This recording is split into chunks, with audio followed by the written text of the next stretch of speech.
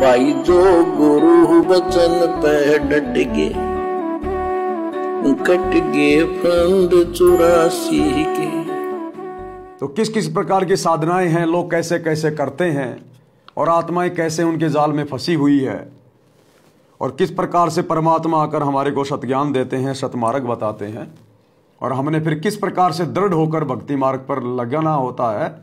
आज इस विशेष संदेश नंबर 8 में परमात्मा हमें जानकारियां उपलब्ध करवा रहे हैं। शुरू करते हैं।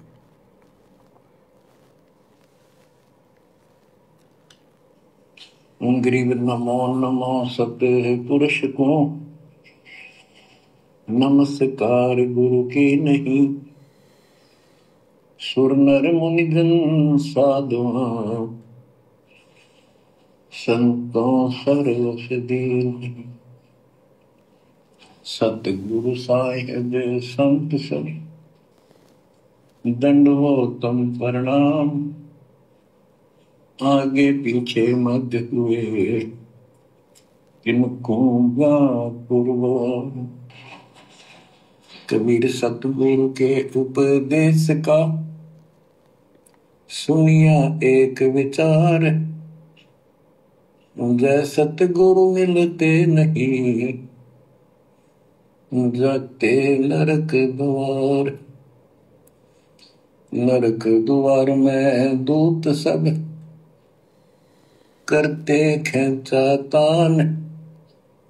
उनसे कभू नहीं छूटता,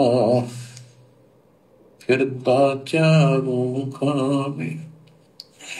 कबीर चार खानी में भरमता, कबहू न लगता पार।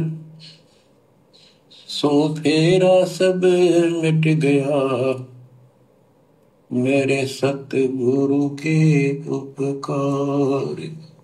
गुरुदेव भगवान हमें समझाना चाहते हैं कि आपने ये सोचकर भी अपने गुरुदेव भगवान की महिमा करनी चाहिए, उनका गुणगान करना चाहिए, बारंबार अपने गुरुदेव का धन्यवाद करना चाहिए कि सर्वप्रथम तो आपको ये मनुष्य जन्म प्रदान किया है गुरुदेव ने, स्त्री या पुरुष का।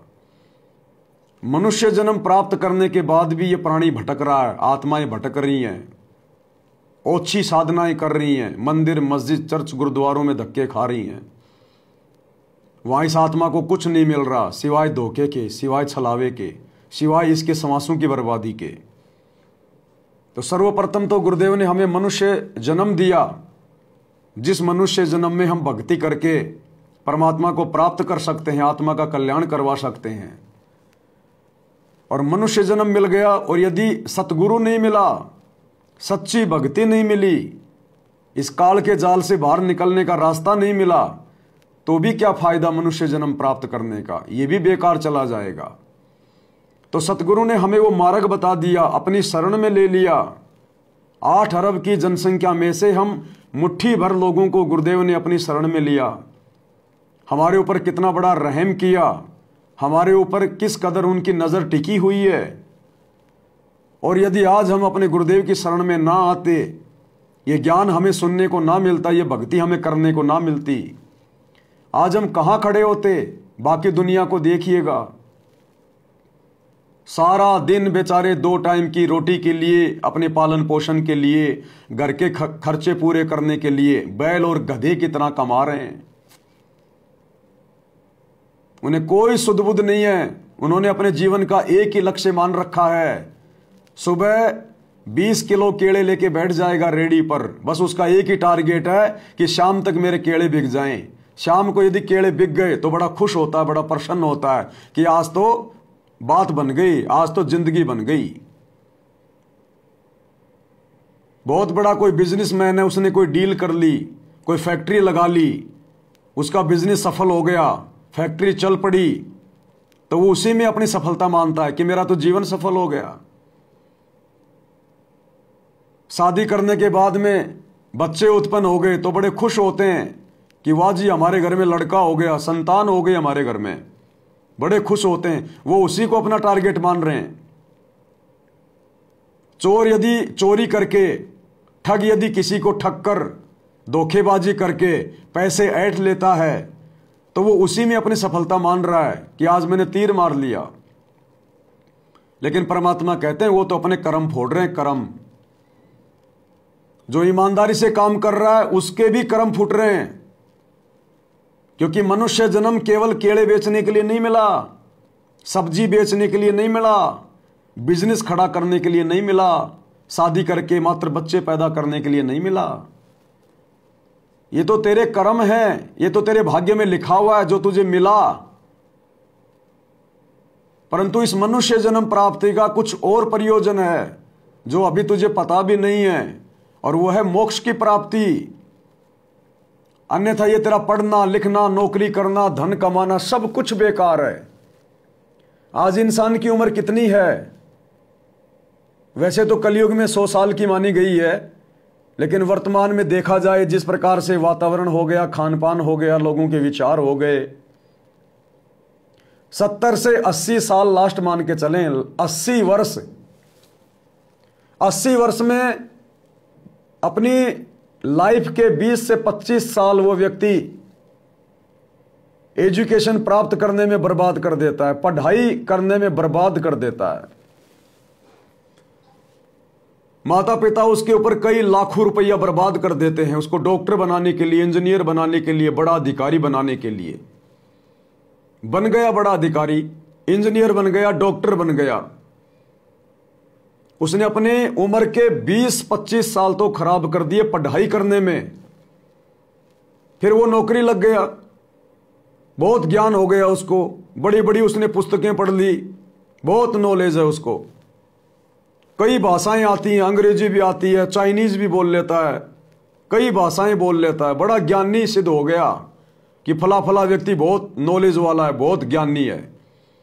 नौकरी लग गया, बहुत पैसा कमा लिया। अच्छा, 80 साल तो केवल मान के चलते हैं एवरेज, बाकी बीच में कब मर जाए कोई भरोसा नहीं। बीच में एक्सीडेंट भी हो सकता है, किसी बीमारी से मर सकता है, हार्ट अटैक भी आ रहे हैं लोगों को आजकल बहुत ज्यादा, किसी भी कारण से उसकी मौत हो सकती है। अब जिस दिन उसकी मृत्यु होगी, मान लो 80 साल वो पूरा जी लिया, 80 साल के बाद उसकी मृत्यु हो गई, अब कहां जाएगा? मान लीजिए उसको दोबारा से मनुष्य जन्म मिल गया, वैसे तो सीधा आदमी 84 में जाता है, एक मनुष्य जन्म के बाद सीधा 84 लाख योनियां भोगता है।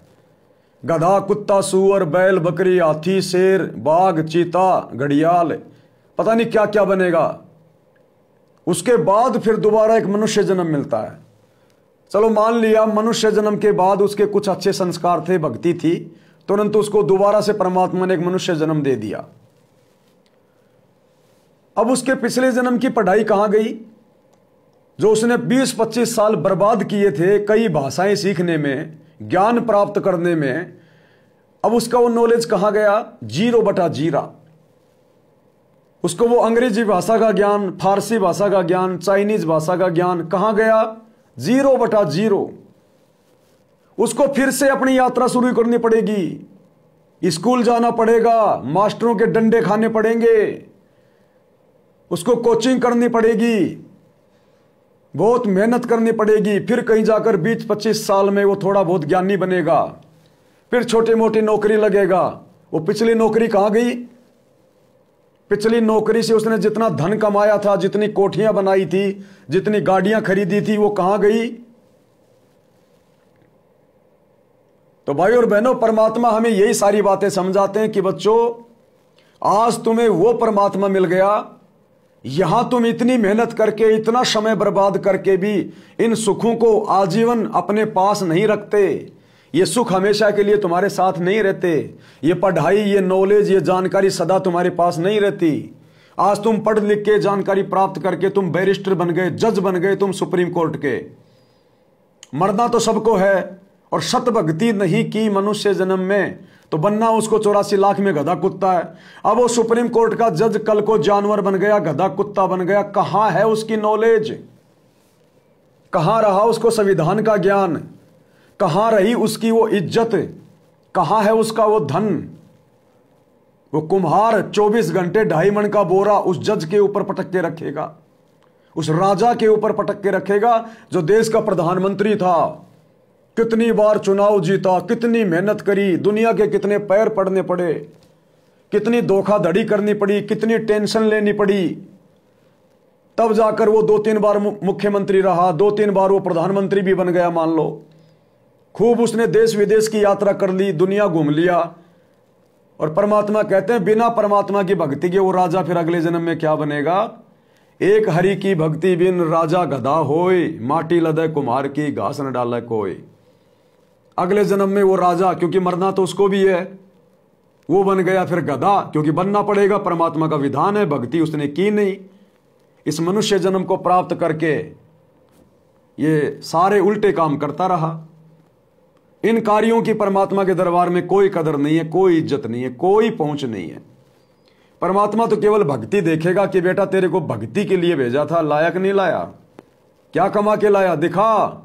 कबीरा सब जग निर्धना, धनवंता ना कोई, धनवंता सो जानिए जिसके पास राम नाम धन होए। भाई जो गुरु बचन पे डट गे, कट गे फंद 84 के, कट गे फंद 84 के, कट गे फंद 84 के।